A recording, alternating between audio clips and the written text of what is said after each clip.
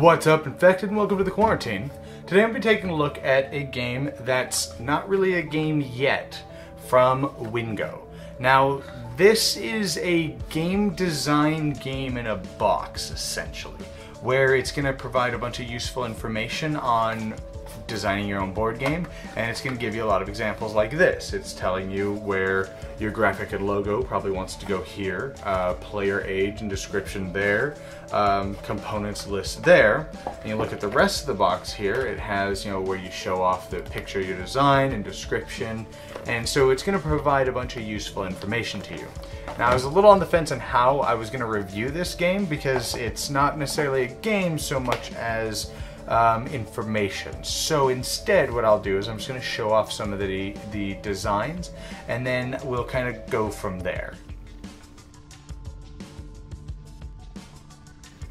Alright, so this is pretty much what you're going to get in the inside of this game designer's kit. So you're also going to get a book which has a lot of useful information here. For example, it has general requirements for an artwork file.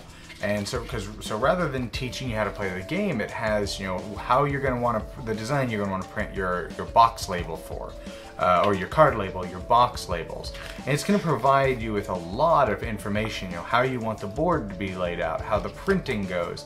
It also has, for cards, as you see here, for 3D printing minis, as you see here, and they provide you an example of the quality that they can do.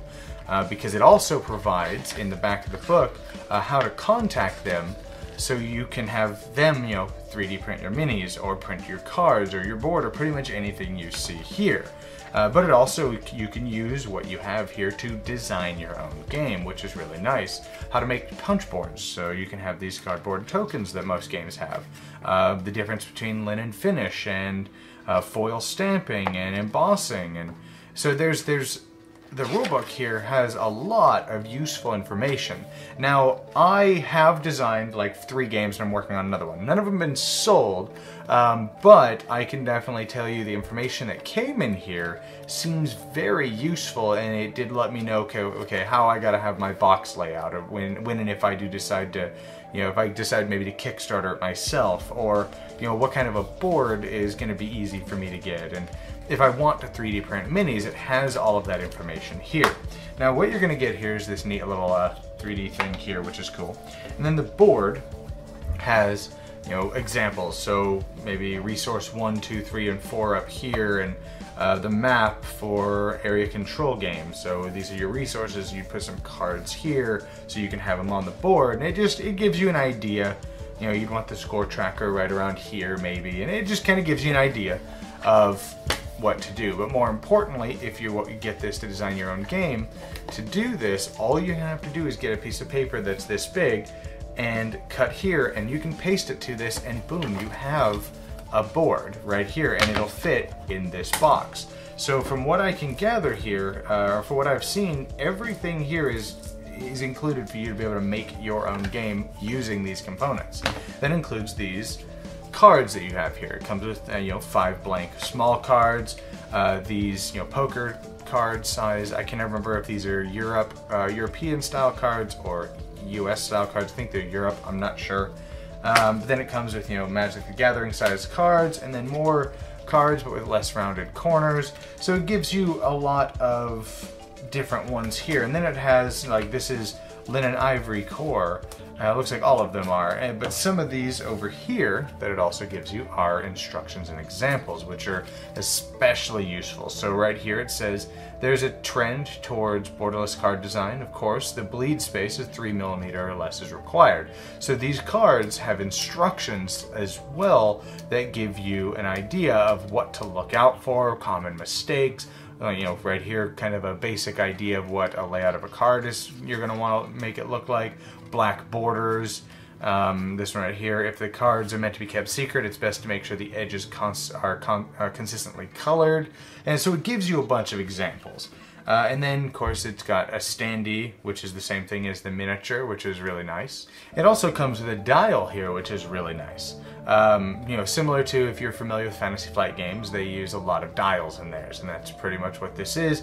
And it gives you an idea. You know, there's a little countdown here with a stick of TNT. It comes with dice, and it explains, you know, how to get the embossing on dice, and, you know, ideas on how to do it, stuff like that. Comes with 2 dice like this. Meeples has, again, instructions in the rule book on how to cover your little meeples here, and your little colored cubes, and your stamps.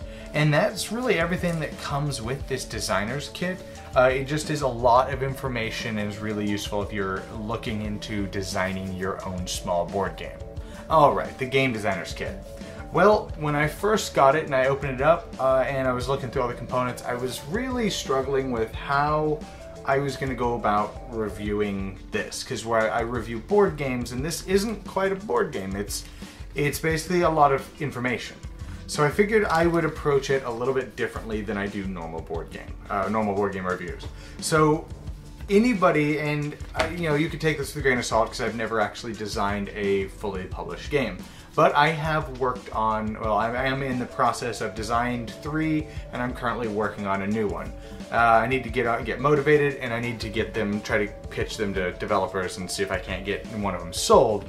But with that said, the information that comes mainly in this is actually really, really useful knowledge. So you know what to expect when you're, you know, while you're making your components, your little prototypes. Okay, well, I want custom engraved dice. This is going to explain to you what to expect and how you're going to design those custom designed dice. I want dials. It's going to tell you what to look out for dials. I want punch boards like these to make these little tokens. It's going to explain to you that. You want minis. It's going to explain to you, okay, well, the cheapest option right now is probably 3D printing, and it's going to explain to you how you go about doing that. And it's, you know, when you do your cards, it has all of these instructional cards here that explain to you, you know, pitfalls to look out for. And, you know right here, artwork and graphic design should always be at least 3 millimeters away from the cut line to pleasing. 3 millimeter is the magic number to ensure that there is 0 technical issues when you print files. So it's things like these that just, it has so much information, which is going to be really, really useful for people who are actually designing a game for the first time. Now, normally I talk about the good and the bad with my reviews, but where this isn't your standard review, I don't really know how to proceed with that. Now, the only really thing I can explain, or that I can say would probably be bad with this, is it's not a game. So if you're buying it expecting there to be, you know, maybe they have an example of a game in here, you're not going to get that. This is not a game. It is just a bunch of information for you to design your own game. So if you're going into that expecting an actual board game, that's not what you're getting. You're getting a bunch of blank cards.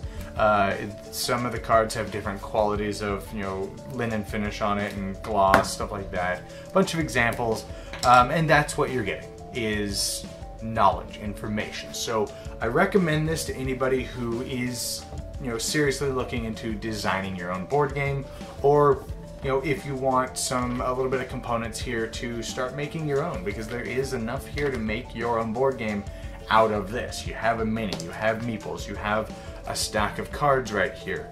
In order for you to do these, you have a board that you can glue some paper to. You have a D6. You know, yeah, there's swords and shields on it, but, you know, they're really 1, 2, 3, 4, 5, 6 on it. So you can use those as dice. So, you know, you have these punch boards.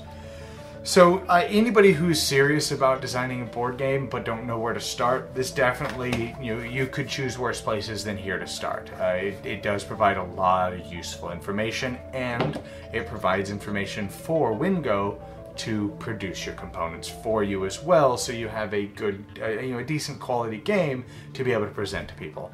Anyways, I hope that wasn't too confusing. I know this is a little out of the ordinary from what I usually do, but I will see you guys next time in the quarantine.